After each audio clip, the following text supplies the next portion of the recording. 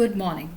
Now, in continuation with the chromosomal theory of inheritance, today we'll talk about linkage and recombination. Now, Morgan carried out several dihybrid crosses in Drosophila melanogaster, as we have studied earlier. Now, he studied genes that were sex-linked. Now, genes which are present on the sex chromosomes. Now the crosses were similar to the dihybrid crosses carried out by Mendel in peas. For example, Morgan hybridized yellow-bodied, white-eyed females to brown-bodied, red-eyed males and intercrossed with the F1 progeny. So when he see the F1 progeny ratio, it is deviated very significantly from 9:3:3:1. And this ratio was expected when the two genes are independent. Now Morgan and his groups knew that the genes were located on the X chromosome and saw quickly that when the two genes in a dihybrid cross, they are studied on the same chromosome, the parental gene combinations were higher than the non-parental type. So Morgan gave this phenomenon that the genes, they are linked together.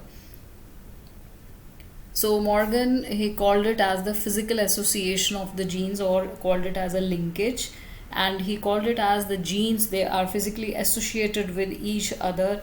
And the term recombination he described as when the physical association of the genes of a chromosomes, they are present together, that is called as linkage.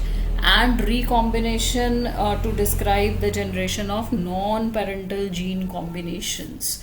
What does it mean? It means that the characters which have more variations as compared to the parents, whereas where the linkage is there in the genes, the same type of parental combinations, parental characters, they are more in the progeny.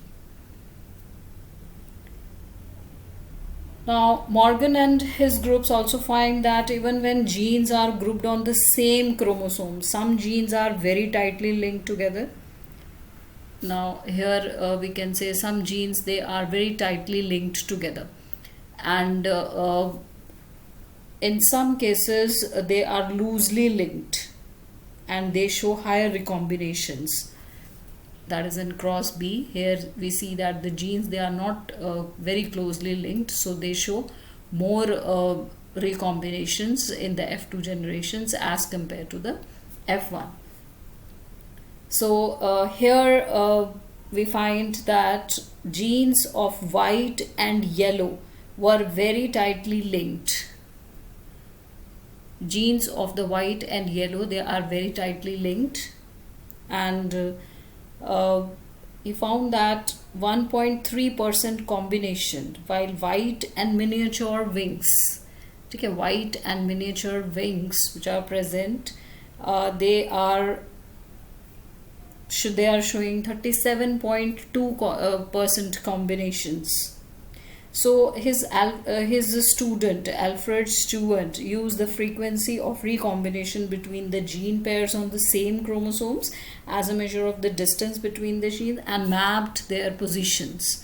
So the position of the genes on the chromosomes, that also indicate the amount of variations which are being produced in the next generation. The genes which are very closely linked together, they show less variations, whereas the genes which are a little far apart, they show more combinations in the next generations.